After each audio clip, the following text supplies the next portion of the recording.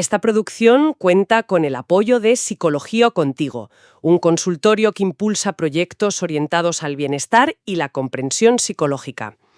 Hoy vamos a meternos en un tema que, la verdad, hasta hace no mucho sonaba un poco a ciencia ficción. La idea de que nuestra salud mental no empieza solo en la cabeza, sino que podría empezar en nuestro plato. O incluso, y esto es lo fuerte, en nuestro intestino. Tenemos aquí un artículo del canal Notas Mentales que se titula «6 alimentos que mejoran tu estado de ánimo». Pero yo creo que más allá de la lista, la pregunta de fondo que vamos a intentar responder es, a ver, ¿quién manda aquí? ¿Es nuestro cerebro el jefe absoluto o es más bien el director de una orquesta donde cada órgano tiene un papel clave? Pues es una pregunta excelente. De hecho, es la pregunta clave porque nos obliga a cambiar el foco por completo. Durante décadas, el mensaje era que el cerebro, bueno, era como una fortaleza aislada, ¿no? Y que sus problemas eran, pues eso, cerebrales. Pero la ciencia hoy nos muestra algo mucho más conectado. Y antes de nada, creo que es vital aclarar una cosa. Sí, por favor. No vamos a hablar aquí de dietas milagrosas, ni de curas para la depresión o la ansiedad. Eso sería irresponsable. Lo que propone este texto, y es lo que vamos a desgranar, es ver la nutrición como un pilar de apoyo, una herramienta más. Junto a la terapia, el ejercicio... Exacto, junto a todo lo demás. Lo fascinante es que ya no hablamos de creencias o de ideas abstractas, hablamos de bioquímica pura y dura. Bioquímica. Me quedo con esa palabra, porque el artículo empieza fuerte, ¿eh?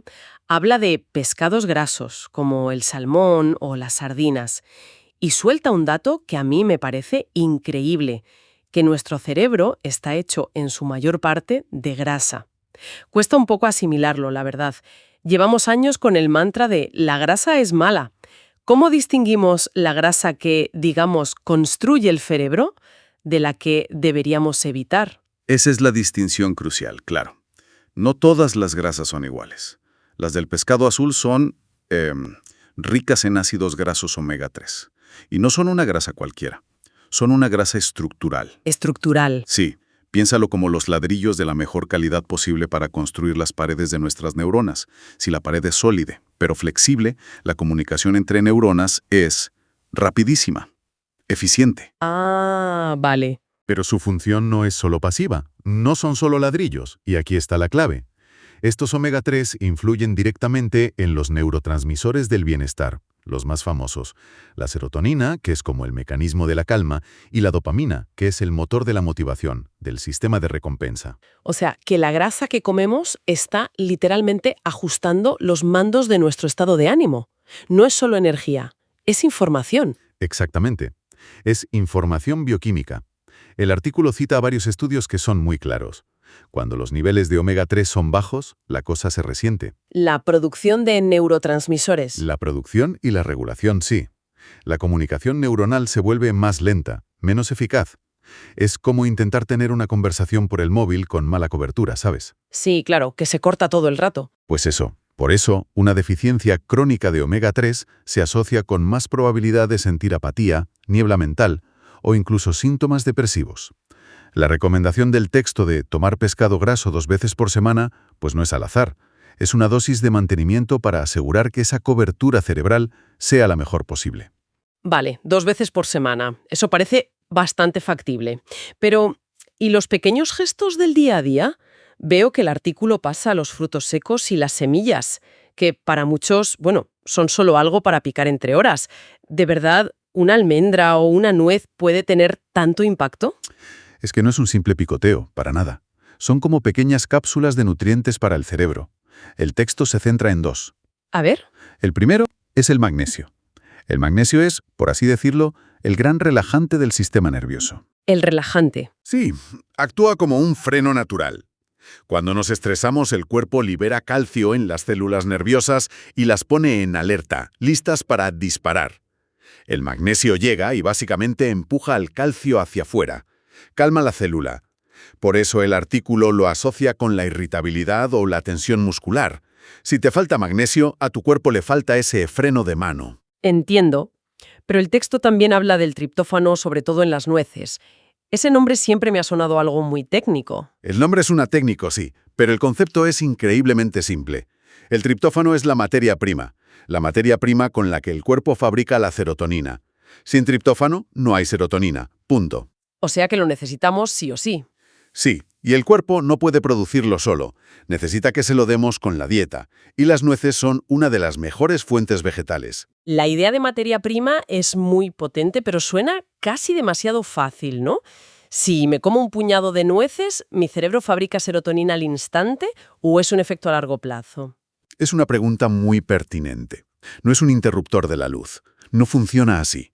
Es más como ir llenando un embalse. Un puñado de nueces un día no te va a cambiar el humor drásticamente, claro, pero un puñadito cada día. Mantiene el nivel. Exacto. Asegura que el embalse de triptófano y magnesio nunca esté vacío. Le das al cuerpo un suministro constante de los materiales que necesita, para que, cuando el cerebro los pida, estén ahí. La clave no es la intensidad, es la consistencia. Consistencia, no milagros. Anotado. Bueno, llegamos a mi parte favorita de la lista, tengo que confesarlo, el chocolate. Aunque con una condición que duele un poquito, ¿eh? Más del 70% de cacao. Adiós al chocolate con leche de mi infancia. Me temo que sí, no todo vale.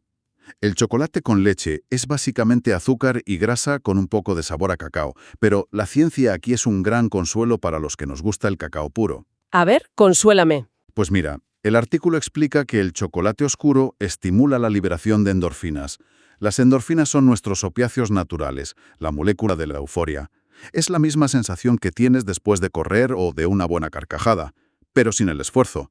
No está mal el cambio. Desde luego que no. Y además tiene otros dos compuestos interesantes, pequeñas dosis de cafeína y tiobromina. Son estimulantes suaves, mejoran la concentración sin ese pico de nervios que a veces da el café. Y por si fuera poco, también es rico en flavonoides, unos antioxidantes muy potentes que protegen a las neuronas del estrés oxidativo. La advertencia del texto, de nuevo, es la moderación. No se trata de comerse una tableta entera. Ya, 1 o 2 onzas. Eso es. Disfrutar de 1 o 2 onzas saboreándolas. Es un placer que, además, tiene respaldo científico. Me gusta. Pasar de un consumo impulsivo a uno consciente. Vale, el siguiente bloque agrupa 2 clásicos, los plátanos y las verduras de hoja verde como las espinacas. Siempre están en el saco de hay que comer más de esto, pero imagino que sus funciones para el cerebro son bastante diferentes. Muy distintas, sí, pero increíblemente complementarias. Actúan en puntos diferentes del mismo proceso. El plátano, como dice el texto, es un paquete 3 en 1. Primero, es rico en vitamina B6, y esto es fundamental. La B6 es la chispa que permite al cuerpo convertir el triptófano... ¿El no las nueces? Ese mismo. Convertir el triptófano en serotonina. Puedes tener toda la materia prima del mundo que sin esa chispa el motor no arranca. Es decir, la nuez te da el ladrillo y el plátano te da el cemento para poder usarlo. Es una analogía perfecta. Perfecta. Segundo, el plátano tiene carbohidratos que ayudan a que el triptófano llegue antes al cerebro. Y tercero, el potasio, que regula la presión arterial y mitiga los efectos físicos del estrés. Y las espinacas. Las verduras de hoja verde son las reinas del ácido fólico o vitamina B9, otro héroe silencioso. El ácido fólico participa en la creación de casi todos los neurotransmisores importantes. El artículo señala algo muy revelador, ¿eh? Niveles bajos de ácido fólico se asocian de forma muy consistente con la fatiga mental y con estados de ánimo depresivos. O sea que esa niebla mental que a veces sentimos podría tener una raíz nutricional. Podría. A veces esa apatía persistente puede tener una causa muy concreta que está en el plato. Es fascinante ver cómo cada nutriente tiene una misión tan específica. Hemos hablado de la estructura, de los materiales, de las chispas, pero el último punto del artículo nos lleva a un sitio que hasta ahora no habíamos tocado, un lugar que parece que lo cambia todo, el eje intestino-cerebro. Aquí es donde la historia se vuelve revolucionaria, de verdad. El texto menciona el yogur, el kefir, alimentos fermentados, y lo hace para introducir este concepto, el eje intestino-cerebro, que es básicamente una comunicación constante y bidireccional entre nuestro sistema digestivo y nuestro cerebro. Una autopista de información. Totalmente. Durante años los vimos como 2 sistemas separados, pero están conectados íntimamente por nervios, hormonas, señales químicas. ¿Y en esa autopista quién conduce? Ahí está la gran sorpresa. Creíamos que el cerebro era el único conductor, pero ahora sabemos que el copiloto, el intestino, a menudo agarra el volante. Nuestro intestino tiene billones de microorganismos, la famosa microbiota. Los alimentos fermentados aportan probióticos, bacterias buenas que ayudan a equilibrar ese ecosistema. Vale. Y ahora viene el dato del artículo que lo cambia todo. Se estima que hasta el 90% de la serotonina total del cuerpo no se produce en el cerebro. Espera, ¿cómo? Como lo oyes, se producen unas células especiales del revestimiento intestinal. ¿El 90%? ¿Me estás diciendo que llevamos décadas hablando de química cerebral cuando la fábrica principal de la molécula del bienestar está en el estómago? Eso es un cambio de paradigma total. Lo es. Es uno de los descubrimientos más importantes de la neurociencia de los últimos 20 años. Y la producción de esa serotonina intestinal depende directamente de la salud de nuestra microbiota. Si el ecosistema está desequilibrado por mala dieta, por estrés, por antibióticos, la producción de serotonina se ve afectada. Claro. Pero no solo eso. Un intestino inflamado puede enviar señales inflamatorias por esa autopista hasta el cerebro. Y eso se ha relacionado con ansiedad, con depresión, con esa niebla mental. Por eso el artículo es tan claro. Cuidar el intestino es, literalmente, cuidar el cerebro. Es una idea potentísima. Entonces, la salud mental no es algo que flota en nuestros pensamientos, sino que está anclada a la biología de todo el cuerpo. Si unimos todas las piezas del puzzle, omega 3, magnesio, probióticos, ¿qué significa todo esto en la práctica? Pues significa que debemos ver la alimentación como lo que es, una de las intervenciones de autocuidado más poderosas que tenemos.